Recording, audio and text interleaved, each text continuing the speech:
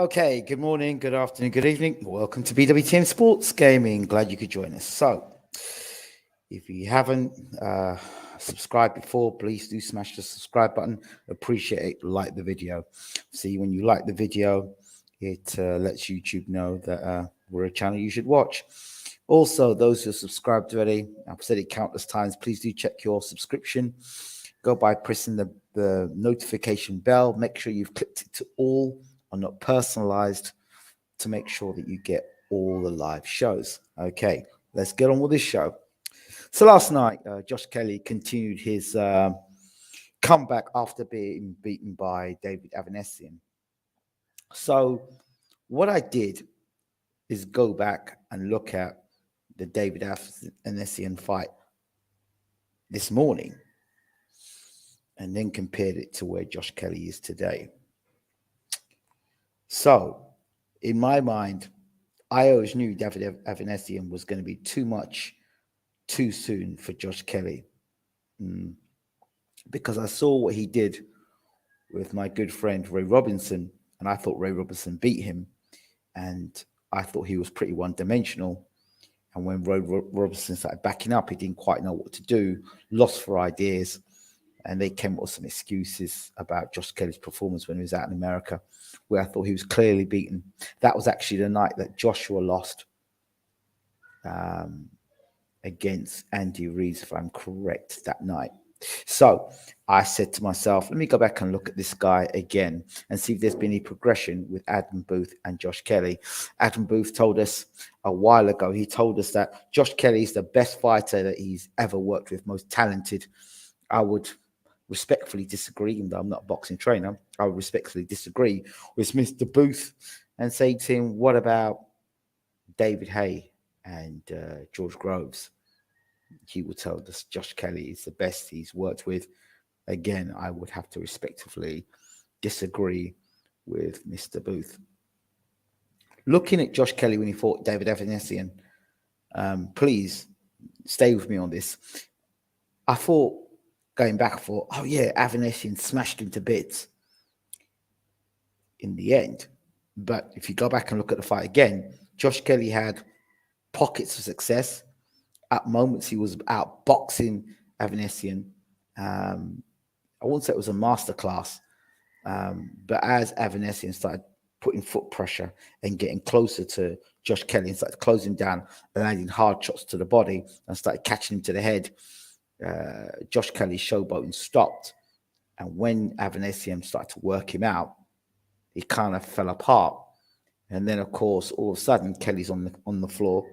He gets up, and then Avanesian catches him again, and he does a stumble, and then Adam Booth throws the towel in because Booth had no faith that Josh Kelly would have come back in that situation. So the trainer threw the towel in, not giving his chance, the fighter, the chance to come back in a fight. So Adam Booth knows better than anybody what his fight can take and how good his fighter is.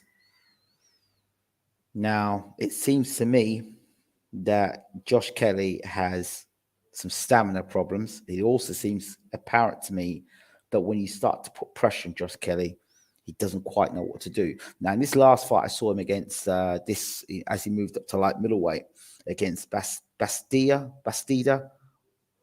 This guy was, I think he's ranked 3 in Argentina. I think 69 in the world. First fight, I believe, or second fight, I light middleweight. Don't quote me on that. Won the WBO something intercontinental belt. I don't know. I wasn't that interested in the fight, to be honest, but I did watch the closing rounds of the fight.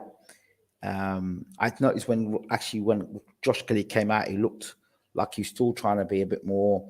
It looked like he was working on his defense a bit more. But at the end of the fight, I started seeing the same things that I saw at the end of the Avanesian fight before he got stopped. The backing up against the ropes voluntarily, the taking punches on the ropes unnecessarily. And it looked to me like there is a problem there with Josh Kelly. And if he's going up against big punchers, You really can't be doing things like that. And the other worrying factor was the guy that I could be wrong here, but the guy that that Josh Kelly fought was knocked out by a guy who only had 5 fights. And Josh Kelly really couldn't do the damage for this guy. So now Troy Williamson has now, I think the fight has been arranged or trying to be put together for Williamson to defend his British title against Josh Kelly. His promoter, KALE SAUERLAND, was talking about Josh Kelly and his plans, and it didn't seem that he was so behind the idea of Josh Kelly taking that fight on, and I could fully understand that. Also, Josh Kelly's performance, the points decision fine, but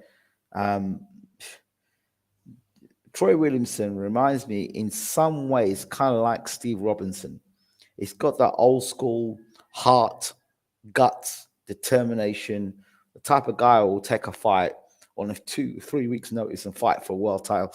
That sort of guy. He's an old school. He reminds me of somebody back in the 80s and the 90s, the way he fights.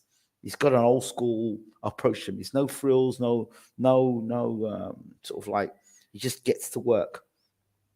He's not a spectacular fighter, but he has he has a dangerous left hook. He works well to the body, and he's persistent. He's a guy that will grind you down.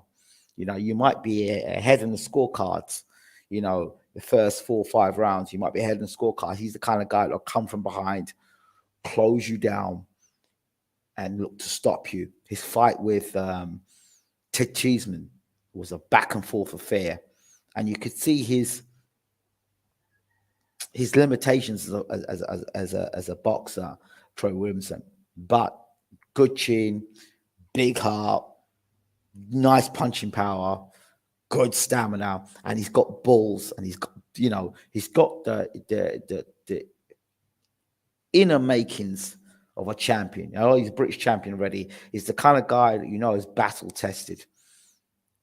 You see, for me, there are lots of reasons why Josh Kelly should take this fight, because when you look at the style of Troy Williamson, the way he fights, it's not, you know what you get with Troy Williamson. He's not going to do anything different to what David Avanesian did, which is tuck up tight, come close, let your bombs go, and just walk Kelly back, put pressure on him.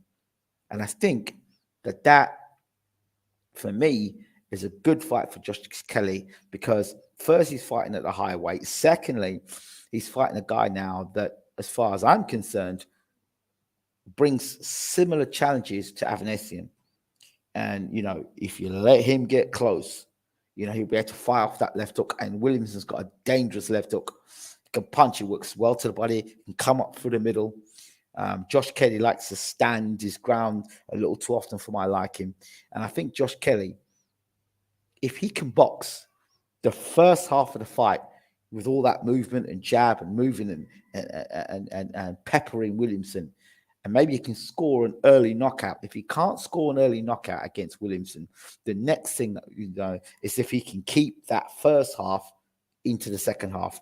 And that's what's fascinating about this fight for me, because if he can't stop Williamson in the first 6, then the stamina is going to be tested. Williamson's going to put that pressure on Josh Kelly. And are we going to see another Avanesian type literally fall apart where, you know, Troy Williamson gets closer, starts to land the big shots, lands the left hook, starts to hurt Kelly, works him on his side, starts to break him down to the body, start working him to the body? Are we going to see that sort of scenario?